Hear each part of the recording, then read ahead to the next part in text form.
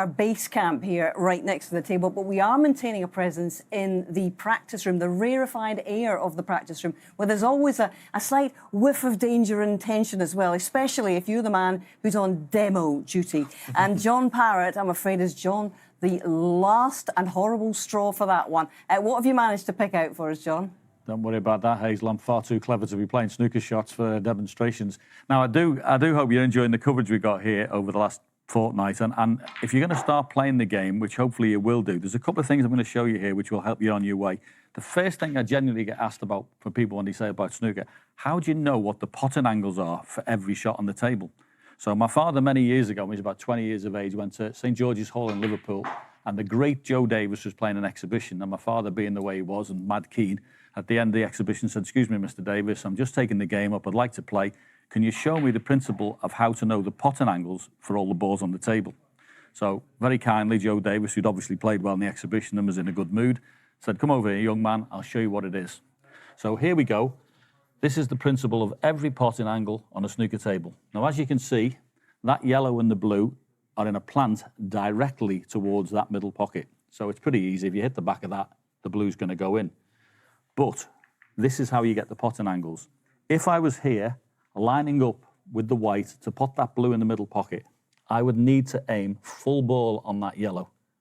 So full ball on that yellow is the potting angle for the blue. So if you're in the club next time and you're playing, you want to try this out, get down and line up, get your pal to be standing there with you, tell him to line full ball on the yellow and move it away. And then when you hit where in your mind's eye the yellow was, that is the potting angle for the blue. So every single ball that's on the table, if you can think of it in that principle as a plant, you will have the correct potting angle for every ball that's on the table.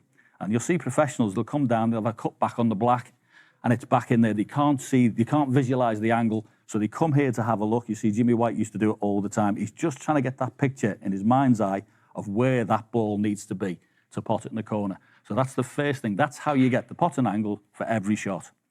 Now, another thing I got asked, actually only this evening coming in, was about why is there a pause in the cue action? We're going to show you a piece from Judd Trump here. Watch this. He's going to pop the black up into the yellow pocket.